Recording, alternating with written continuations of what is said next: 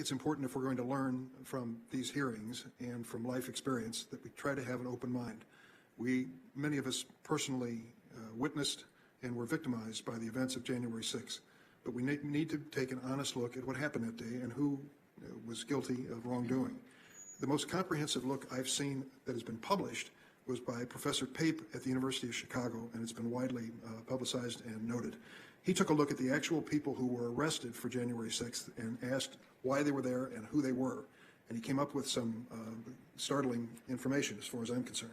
First, and this is not a surprise, the attack was unmistakably, he says, an act of political violence, not just an exercise in trespassing or vandalism. The overwhelming reason for action on January 6th, going after those who were actually arrested and taking a look at their testimony, the overwhelming reason was they believed they were following President Trump's orders.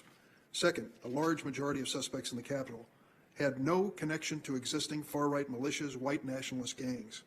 1/10, only 1 out of 10, could be classified as supporters of these militia groups. 89% had no apparent affiliation. Third, the demographic profile of these suspected rioters is different from past right-wing extremism. Average age, 40. 2/3, 35 or older. 40% of those arrested are business owners or hold white-collar jobs. CEOs, shop owners, doctors, lawyers, IT specialists. Only 9% are unemployed. Fourth, most of them did not come from deep red strongholds. They came from areas that were carried by Joe Biden in the election. And finally, he concluded, what's clear is that the Capitol riot revealed a new force in American politics, not merely a mix of right-wing organizations, but a broader mass political movement that has violence at its core and draws strength even from places where Trump supporters are in the minority. So I want to ask each of you from the Department of Justice and FBI, as you are envisioning what needs to be done to keep America safe in the future, what do these conclusions tell you? Mr. Olson?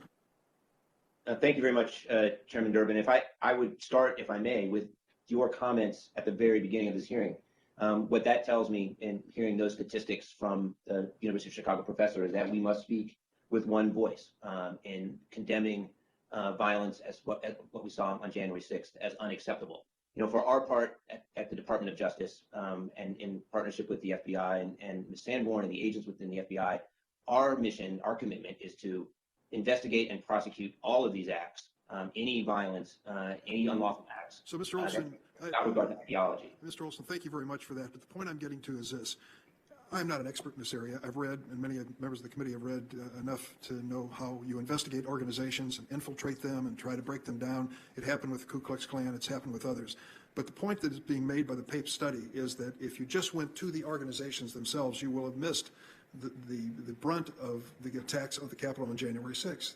These people were not affiliated members of these organizations. By and large, almost 90% of them had no connection whatsoever, and yet they engaged in violence that day, sometimes with unprecedented opportunity they've never shown in their life before. I'm asking each of you, as you look forward to try to keep us safe, are you going beyond the traditional means of suspects and people involved in this activity? Maybe Ms. Olson, would you like to respond to that? To Ms. Sanborn, but let me just, yeah.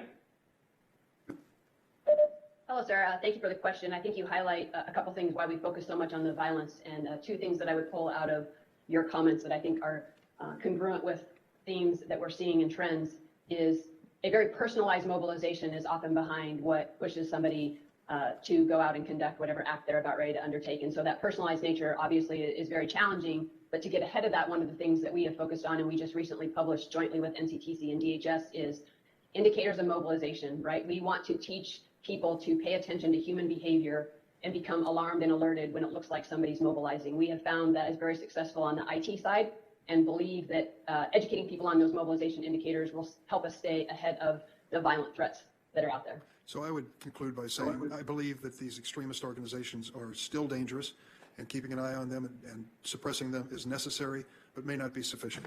This analysis of the January 6th insurrectionists and rioters tells us that the reach of this extremism goes far beyond these organizations.